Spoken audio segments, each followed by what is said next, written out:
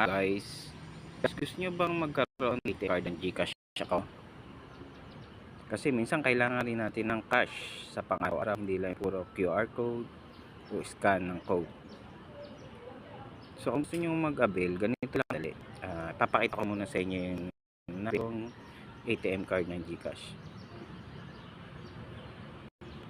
Yan yung na-avail ko. Maganda siya. Lahat na kahit anong bangko, ATM machine, mabilis siya maka-withdraw. So kaya maganda siya guys na mag-avail kayo pang emergency pag kailangan nyo ng cash. So ganito lang mag-avail mga guys. Punta lang tayo sa apps.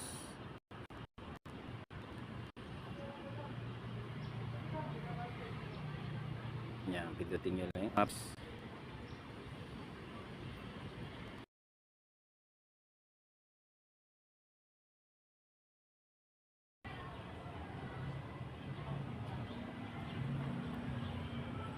Yan, pagka nabuksan nyo na yung account nyo, pindutin nyo lang tong profile icon.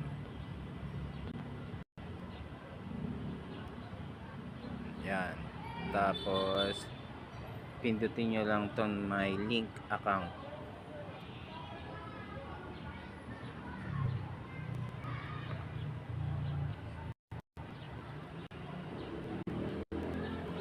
Tapos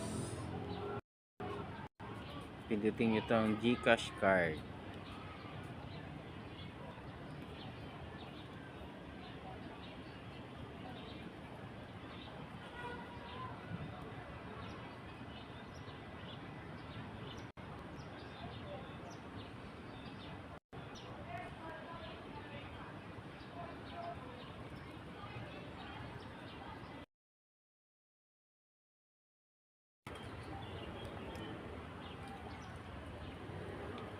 Ayan, ito yung lalabas.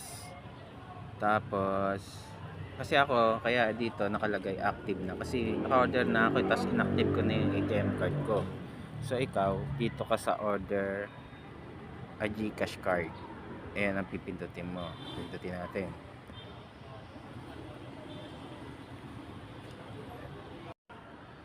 Yan, ganito yung lalabas. Itong order card, yan yung pipindutin nyo. Tapos may mga pipila pang kayo mga forms dyan na pangalan nyo, tunay nyong address, postal code, anong barangay kayo. Yan yung mga pipilapan nyo. Tapos pagka na-proceed nyo na yan, ang babayaran nyo 250 pesos kasama na yung delivery charge. So ang pag-deliver nyan ay i-inform kayo na yung araw na yun, i-message kayo or tatawagan kayo na yung araw na yun ay i-deliver na yung ATM card ng GCash nyo. So maganda lang kayo ng mga national ID, mga legit yung ID, mga passport, license, mga ganyan. Yun ipapakita nyo. Tapos may pipirmahan kayo, tapos ibibigay na yung ATM card nyo.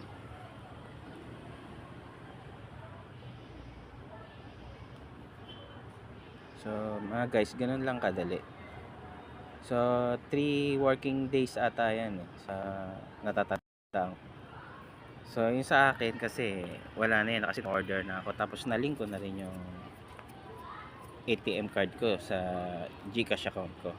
So ganun lang mga guys, napaka-importante niyan sa buhay natin. Ngayon high tech na lahat eh. Sige na mga guys, paalam.